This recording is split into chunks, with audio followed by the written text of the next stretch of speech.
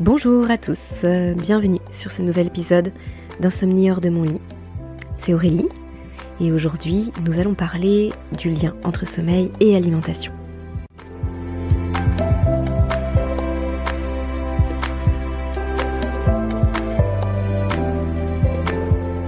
L'alimentation, c'est un très très vaste sujet que j'ai déjà abordé quelques fois sur le podcast, mais j'avais très envie d'y revenir. Déjà parce que j'ai régulièrement des questions sur quoi manger. En fait, sur l'alimentation au sens large. Mais aussi parce que souvent, les personnes avec lesquelles je discute n'ont pas idée qu'il y a un lien entre le sommeil et l'alimentation. Et c'est peut-être votre cas aujourd'hui. Ce serait pas surprenant parce que c'est pas du tout quelque chose qui est mis en avant de façon fréquente. Et pour autant, c'est quelque chose d'essentiel. Pourquoi ? Eh bien, parce que l'alimentation, elle permet à votre corps d'avoir des ressources. Elle permet à votre corps de trouver des nutriments, des micronutriments, pour ensuite activer toutes les fonctions de notre corps. Et le sommeil, c'est une fonction de notre corps, c'est une fonction innée. C'est une fonction qui est naturelle, qui se développe dès la période in utero et qui ensuite va arriver à maturation petit à petit quelques mois après la naissance et puis va évoluer, va se mettre en place pendant la petite enfance, l'enfance, l'adolescence, l'âge adulte. Il va y avoir des variations tout au long de la vie finalement, mais c'est quelque chose que nous n'avons pas besoin d'apprendre. On n'a pas besoin d'apprendre à notre corps à dormir, il sait faire. Par contre, ce qui est important, et même j'ai envie de dire essentiel à comprendre, c'est qu'il faut apprendre à ne pas entraver cette fonction sommeil. Et justement, ce sujet de l'alimentation nous permet de bien comprendre à quel point on peut entraver notre sommeil ou à quel point on peut le soutenir. Si on n'apporte rien d'intéressant à notre corps, petit à petit, l'ensemble des fonctions de notre corps vont être déséquilibrées. Il y a certaines choses qui vont moins bien fonctionner. Pour certaines personnes, ça va se répercuter assez rapidement, assez directement sur le sommeil. Mais aussi, si on apporte des choses qui vont être très négatives, néfastes à notre corps, eh bien il va devoir les traiter, il va devoir dépenser de l'énergie pour s'occuper de ça, et ça peut venir pénaliser les autres fonctions, dont la fonction sommeil par exemple. Ça, c'est quelque chose que je détaille vraiment beaucoup plus dans ma formation Dormir de nouveau, formation en ligne, complètement en ligne, avec des lives qu'on fait ensemble. Je vous en avais pas mal parlé là sur les derniers mois, dernières semaines. Effectivement, je vais beaucoup plus loin sur le sujet, mais là, aujourd'hui, moi, ce que je voulais développer avec vous, c'est déjà de comprendre qu'il y a un lien et que ce qu'il y a dans notre assiette, ça vient nourrir notre corps ou alors le surcharger et l'empêcher de fonctionner correctement. Ce qu'il y a dans notre assiette, souvent, c'est composé de plein de choses dont le corps il n'a pas vraiment besoin. Ou alors, encore une fois, qui peut venir le surcharger. Aujourd'hui, rares sont les assiettes qui sont complètement utiles à notre corps. Souvent, notre corps, il va essayer de puiser certaines choses dans une énorme assiette de pâte carbonara, mais c'est pas si évident de trouver beaucoup de choses là-dedans. Alors, il va trouver des macronutriments, les protéines, les glucides, les lipides, mais il va souvent trouver très très très très peu de micronutriments. Les minéraux, les vitamines, les oligo-éléments, tous ces petites molécules, ces petits éléments qui permettent les cascades de réactions chimiques dans notre corps et qui permettent à notre corps de bien fonctionner. Alors souvent, la question qui me vient vis-à-vis du sommeil, c'est « Aurélie, qu'est-ce que je dois manger pour bien dormir ?» Alors c'est quoi une alimentation sommeil, entre guillemets ? Et souvent c'est une expression que j'utilise, on parle d'alimentation sommeil, mais bien sûr qu'il ne faut pas oublier que ce n'est qu'un raccourci, c'est juste une façon de s'exprimer. Il n'y a pas vraiment d'alimentation sommeil. En fait, une bonne alimentation sommeil, c'est une alimentation santé. À partir du moment où on va vers une alimentation qui soutient notre santé, qui correspond aux besoins physiologiques de notre corps, qui vient répondre aux différents besoins de notre organisme à tous les niveaux, micro et macronutriments, donc une alimentation santé, alors par ricochet, c'est une alimentation sommeil. Je vous invite à vraiment ne pas séparer votre sommeil de votre état de santé. Souvent on me dit moi, tout va bien dans ma vie, je suis en très bonne santé, mais par contre, je dors pas. Là, il y a quelque chose qui va pas dans cette phrase. En fait, si vous ne dormez pas, c'est que votre état de santé, il est pas optimal. Ça veut pas dire que vous êtes à l'article de la mort, c'est pas ce que je suis en train de dire. Ça veut pas dire non plus que c'est catastrophique et puis que vous vous en sortirez jamais. Mais ça veut dire que dans ces degrés de niveau de santé, c'est pas optimal. Ça veut dire que là, en termes d'équilibre de votre corps, en termes de santé globale, eh bien, il y a quelque chose qui va pas. Et que votre corps exprime par des troubles du sommeil. Donc une bonne alimentation sommeil, c'est déjà avant tout une bonne alimentation santé, une alimentation qui va permettre à votre corps d'être nourri correctement et de ne pas être encrassé, de ne pas être surchargé avec trop de polluants, trop de toxines, trop de choses à traiter, trop de colle, etc., etc. Trop de choses qui viennent surcharger les intestins, qui viennent perturber tout le fonctionnement digestif, qui viennent surcharger le fonctionnement hépatique, etc. Donc là, je vous invite, vous voyez, on fait un espèce de glissement, en fait, vers l'alimentation globale, vers une alimentation santé. Parce que c'est normal, parce qu'en fait, ça devrait être que ça. Souvent, quand on fait des recherches sur Internet, ou même lorsqu'on discute de sommeil avec différents professionnels qui peuvent donner leur avis sur le sujet ou conseiller, eh bien, on va se retrouver avec des choses qui me semblent un petit peu éloignées de cela, et c'est pour ça que ça fonctionne pas. C'est-à-dire qu'on va se poser la question de qu'est-ce que je dois manger pour bien dormir ? Ou qu'est-ce que je dois pas manger pour bien dormir ? Donc là, on va peut-être dire le café, par exemple. Alors manger, boire, ça va ensemble. Le café, peut-être le chocolat noir le soir, peut-être la viande. Certaines personnes vont dire faut pas manger de viande le soir, d'autres vont dire faut manger que de la viande, mais pas de viande rouge, que des protéines ou pas de protéines, ou à tel moment de la journée, etc. En réalité, pour moi, ça, mais c'est du détail. C'est-à-dire que vous sortirez pas de votre insomnie chronique juste en vous demandant s'il faut manger du beefsteak le soir ou pas. C'est beaucoup trop spécifique. En fait, il faut vraiment prendre un pas de recul. Là, il faut dézoomer et regarder la situation globale. Alors bon, peut-être que le café de 20h, effectivement, il peut vous pénaliser.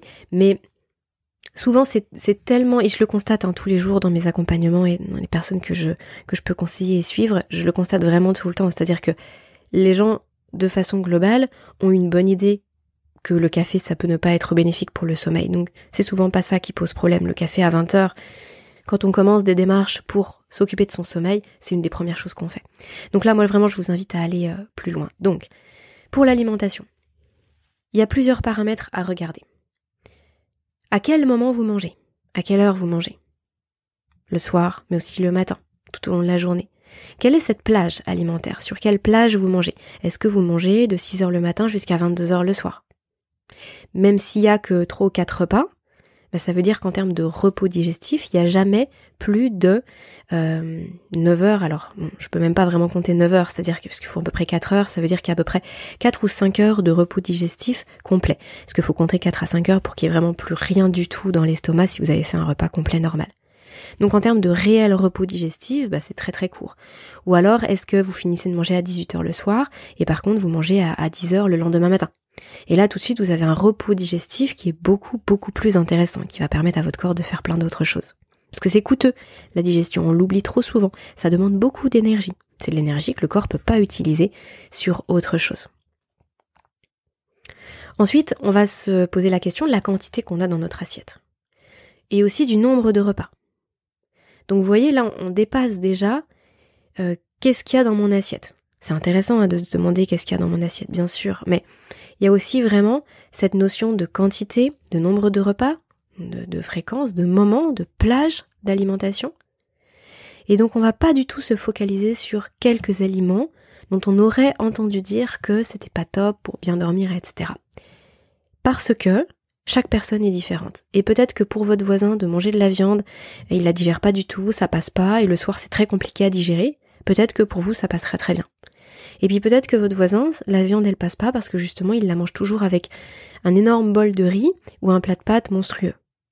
Et là, on sait qu'en termes de combinaison alimentaire, c'est pas du tout favorable. Donc peut-être que si vous mangez votre viande avec des haricots verts ou avec une poêlée de courgettes, ce sera complètement différent. Et puis, l'alimentation, ça dépend aussi beaucoup, d'une certaine façon, des casseroles que vous avez pu accumuler jusqu'à maintenant. Si, d'un point de vue digestif, d'un point de vue alimentaire, ça a été assez catastrophique dans votre vie pendant 10, 15, 20, 30 ans, 40 ans, alors bien sûr qu'il y a des choses qui seront à prendre en compte de façon un peu plus spécifique pour vous aujourd'hui, le temps que ça se remette en place en fait, le temps que votre système digestif qui peut-être a été pas mal mis à mal justement, pas mal altéré, abîmé, puisse se régénérer et puisse retrouver un semblant d'équilibre petit à petit. Et puis après, ça deviendra de plus en plus solide et vous pourrez digérer et manger de plus en plus de choses.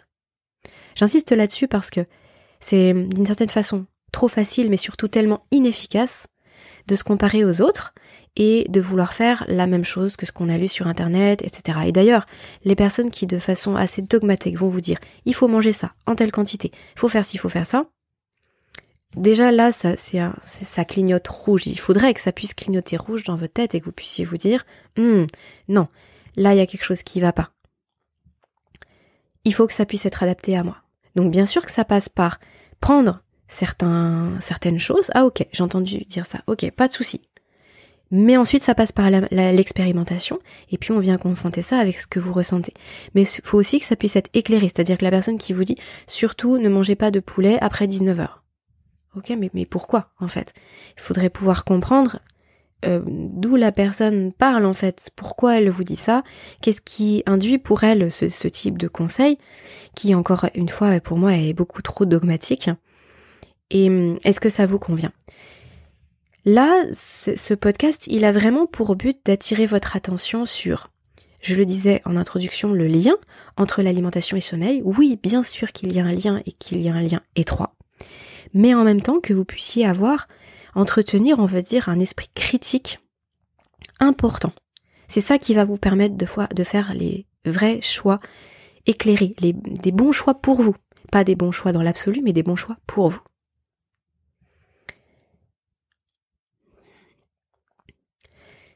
Quand on démarre une démarche vis-à-vis de l'alimentation, avec comme objectif de pouvoir venir aider et soutenir son sommeil, il faut avoir en tête que ça peut durer un certain temps.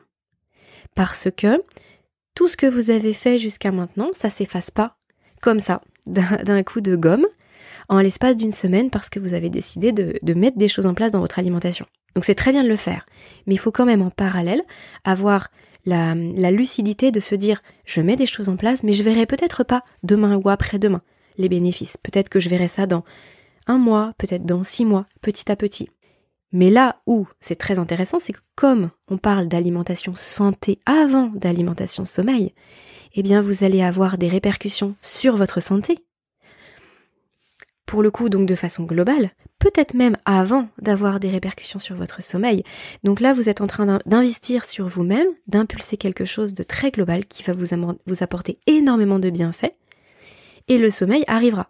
Peut-être qu'il arrivera en première position, peut-être que votre corps il choisira d'utiliser cette alimentation santé, cette bonne alimentation adaptée pour vous, pour déjà s'occuper d'autres problèmes qu'il avait, et que le sommeil arrivera dans un second temps. Mais en fait, ça n'a pas beaucoup d'importance, parce que vous œuvrez pour votre santé. Et c'est ça qui compte en fait, c'est vraiment c'est comme ça qu'on sort d'une insomnie chronique. C'est en se détachant de toutes ces injonctions qu'on a vis-à-vis de notre sommeil tout court, sans faire le lien avec notre santé. C'est en œuvrant pour la santé qu'on a par ricochet des répercussions absolument extraordinaires sur son sommeil. Donc par exemple, en œuvrant et en changeant vos habitudes alimentaires, vous allez peut-être vous rendre compte que vous n'êtes plus constipé, vous avez plus d'énergie, vous vous réveillez probablement moins la nuit, avec moins de bouffées de chaleur, vous avez moins de coups de barre, vous avez peut-être moins de problèmes de peau, peut-être que vous êtes plus joyeux, vous êtes moins déprimé, etc., etc. Et donc vous voyez bien que par ricochet, ça joue sur le sommeil. Le fait d'être moins déprimé, on rumine moins, on cogite moins. Le fait d'être moins constipé, on a moins mal au ventre, on se réveille moins la nuit pour aller aux toilettes.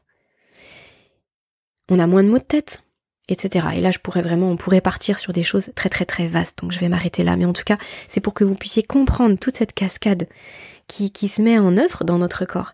Et c'est pour ça que si on se contente uniquement de regarder le sommeil, de se focaliser sur le sommeil en se culpabilisant de ne pas dormir, en se disant qu'on doit apprendre à dormir, là on fait complètement fausse route. On est complètement à l'ouest et c'est pour ça que ça ne fonctionne pas.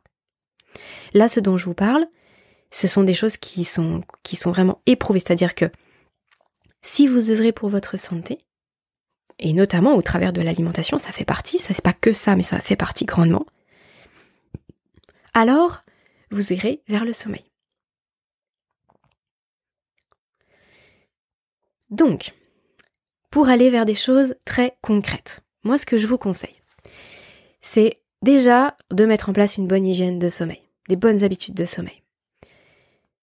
D'aller vers une bonne hygiène émotionnelle. Ça, on l'oublie trop souvent. Les émotions, c'est pas moi depuis toute ma vie, j'ai toujours été anxieuse et je serai toujours et c'est comme ça, c'est une fatalité. Non.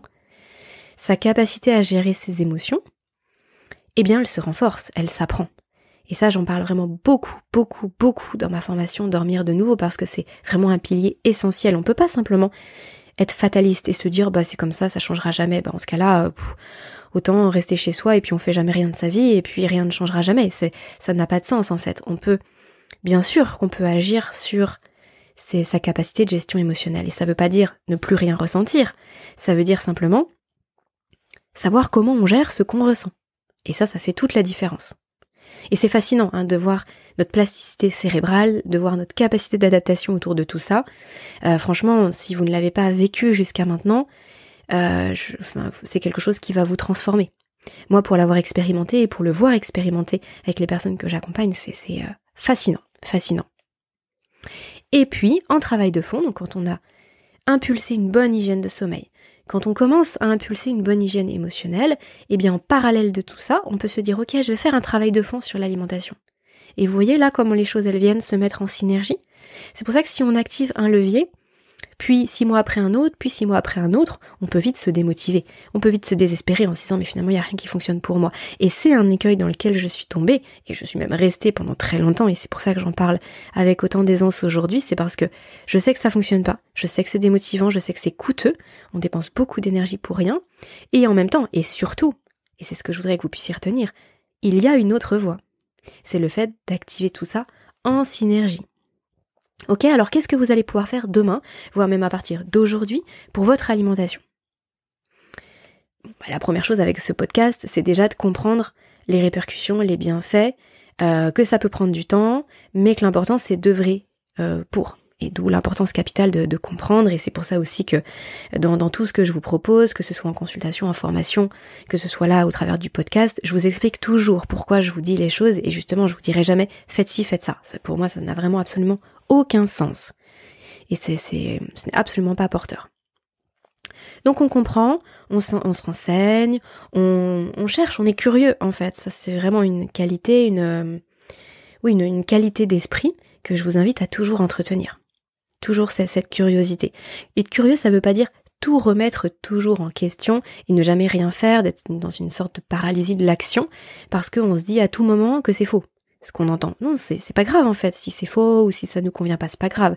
Le principal c'est, on prend l'information, on cherche à comprendre, on se dit que c'est possible, que ça puisse nous aider, on essaye, on met en perspective, on se laisse du temps aussi dans l'essai, c'est pas en une semaine qu'on peut voir les choses, donc on se laisse plusieurs semaines, plusieurs mois, et puis ensuite on ajuste, etc. C'est un chemin.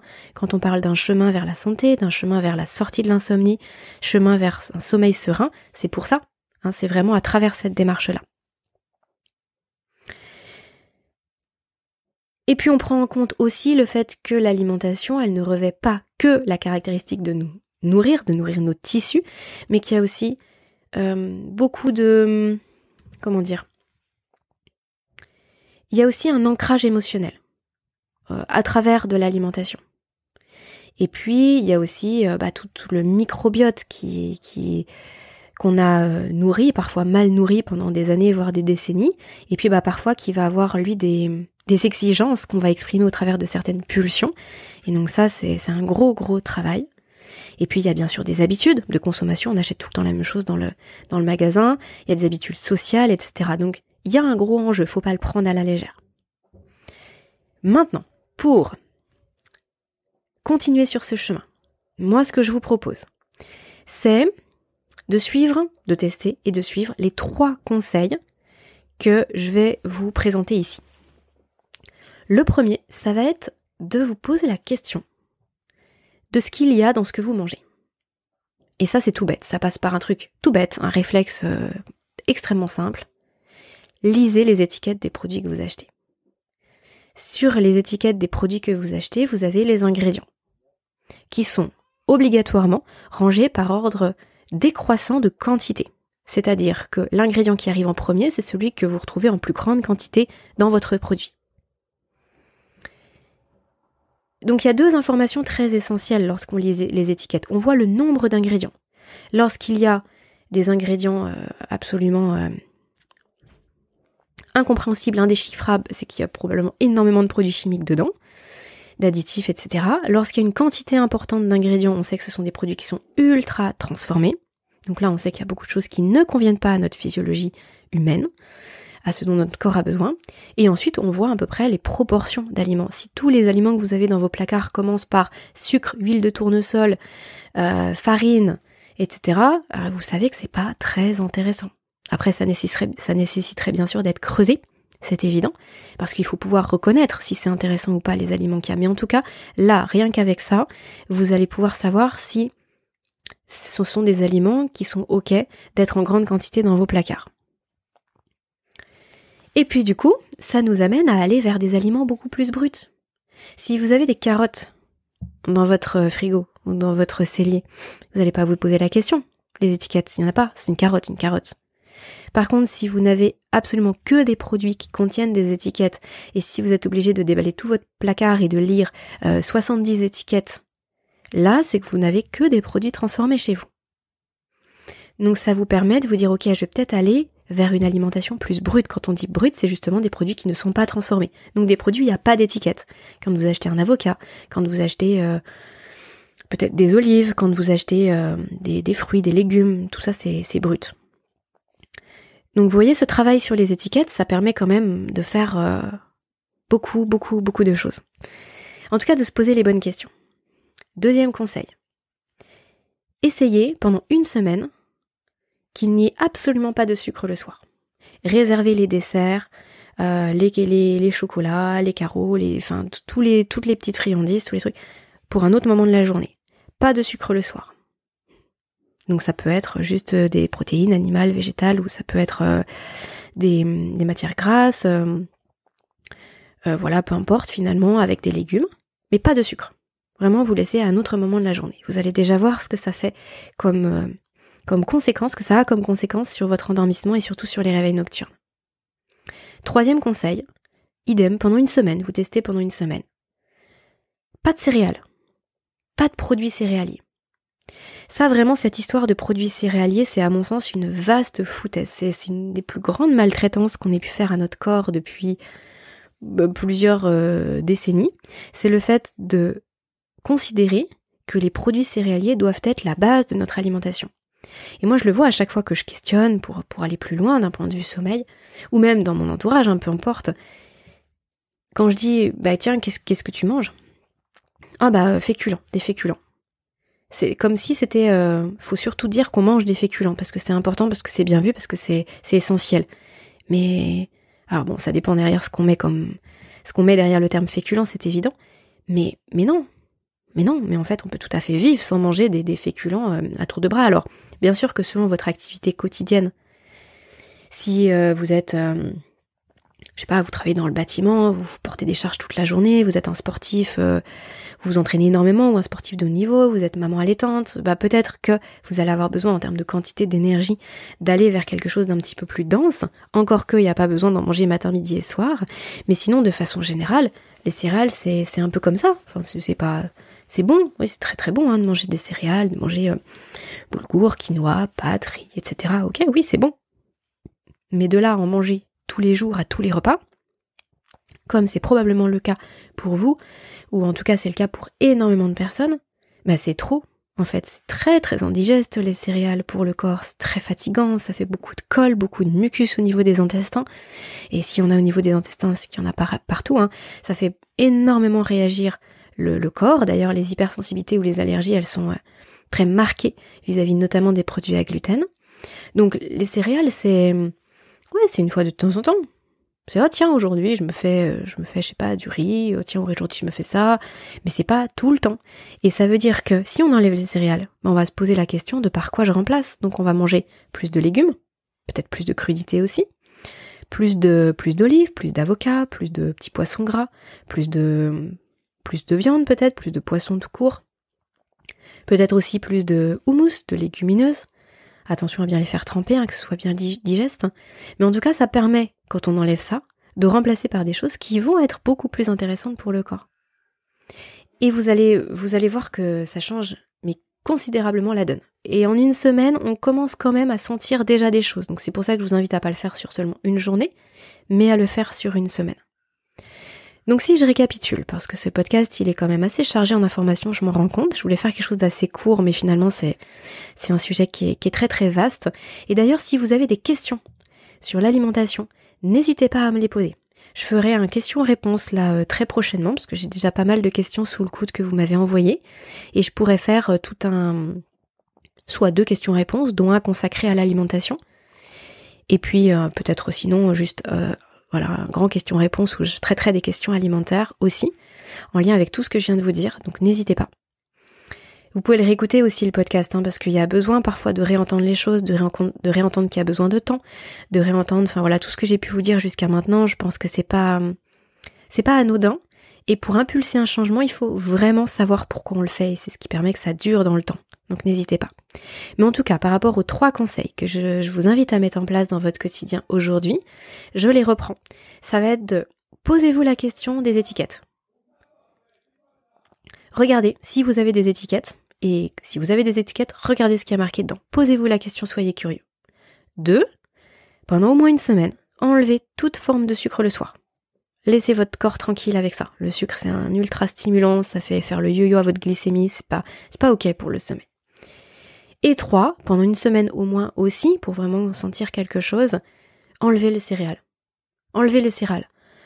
Mangez plus de matières grasses, mangez plus de protéines, mangez plus de légumes, mangez peut-être plus aussi on peut avoir de la densité sur des produits, des légumes racines, des tubercules. Vous pouvez vous faire, je sais pas moi, si vous faites une purée de patates douces panée avec un peu d'ail, peut-être un tout petit peu de beurre cru. Vous allez voir, c'est dense, ça tient vraiment au corps. Donc allez-y sur de la betterave, sur des carottes si vous avez peur de manquer. Et puis sinon, allez-y sur un peu de légumineuses, allez-y sur autre chose que des céréales. Ça va aussi vous inviter vraiment à varier vos repas et peut-être à vous pencher sur des choses qui font pas partie de votre quotidien aujourd'hui. Donc de vous ouvrir à d'autres aliments qui vont apporter des choses intéressantes à votre corps et que vous ne connaissez pas. Et vous allez vous rendre compte que vous aimez, que c'est facile à cuisiner, que c'est facile à conserver, etc., etc. Voilà pour ces 3 conseils. Écrivez-moi, dites-moi si vous avez l'intention d'essayer. Écrivez-moi si vous l'avez fait et que ça vous a apporté quelque chose, n'hésitez pas. C'est précieux aussi de pouvoir venir faire un feedback. Pour vous, ça vient ancrer quelque chose. Alors moi, je suis très heureuse quand je vous lis, quand je reçois vos feedbacks, quand je vous vois, certains m'écrivent à plusieurs reprises au fil des mois et me font part de leur évolution. Je suis extrêmement heureuse et fière que vous puissiez me confier ça. Mais c'est aussi très important pour vous. Parce que finalement, vous venez acter quelque chose. C'est pas un truc qui flotte dans votre esprit en vous disant « Oh, j'ai la sensation que quand j'ai fait ça il y a 6 mois en arrière, c'était peut-être pas mal, mais je me souviens pas trop, puis c'était peut-être lié à autre chose. » Non, faites quelque chose, observez, et puis partagez-le. Alors moi, ça peut être moi, mais ça peut être aussi à votre entourage, etc. Et ça vous donnera envie de poursuivre ou de recommencer une fois prochaine. Et je vais terminer là-dessus. Quelque chose qui me paraît aussi essentiel là pendant que je suis en train de dire ça, en parlant d'une fois prochaine. C'est pas parce que là vous l'avez fait pendant une semaine que c'est ad vitam aeternam. Parce que ça peut être assez effrayant pour le cerveau de se dire je démarre quelque chose mais ça veut dire attends que je pourrai plus jamais faire ci, plus jamais faire ça. Non, c'est pas grave, là vous vous laissez la possibilité de tester. Vous vous autorisez en fait, c'est ok. Et puis si après vous repartez sur des habitudes alimentaires qui sont peut-être moins favorables, peut-être qu'à un moment donné vous aurez envie de retrouver le bien-être que vous avez eu pendant cette semaine de test, puis peut-être que vous recommencerez. Puis peut-être que vous recommencerez comme ça régulièrement jusqu'à ce que ce soit tellement régulier que ça devienne extrêmement fréquent, puis peut-être même que ça deviendra votre quotidien et que ce sera sans se forcer. C'est ça qui est intéressant en fait. Donc, tester, ça pour moi c'est une obligation. Une obligation d'impulser quelque chose. Si vous ne faites jamais le premier pas, il se passera jamais rien dans votre vie, vous changerez jamais, vous aurez toujours vos problèmes de sommeil. Par contre, laissez-vous la possibilité de faire... que ce soit pas tout le temps comme ça, de prendre le temps, de peut-être faire des erreurs, de peut-être y revenir. Voilà, laissez-vous la possibilité d'aller à votre rythme. Et les choses peuvent se faire sans se forcer. Ça, c'est une réalité. Et j'espère que tout ce podcast aura pu vous en convaincre, que les choses peuvent venir petit à petit et se faire naturellement aussi. C'est aussi, à mon avis, un objectif important de cet épisode. N'oubliez pas de vous inscrire à ma newsletter si vous voulez déjà recevoir du contenu, bien évidemment. Si vous voulez aussi recevoir du contenu sommeil, j'entends, recevoir aussi les actualités du podcast et puis mes actualités à moi aussi. Et aussi pour savoir quand je réouvrirai les portes de ma formation Dormir de nouveau, qui vous permet de sortir durablement et naturellement de votre trouble du sommeil, même s'il est très très ancien. Et ça, c'était vraiment l'objectif premier de cette formation pour moi. Je vous souhaite une très belle journée. Je vous dis à bientôt pour un prochain épisode. Et d'ici là, prenez bien soin de vous.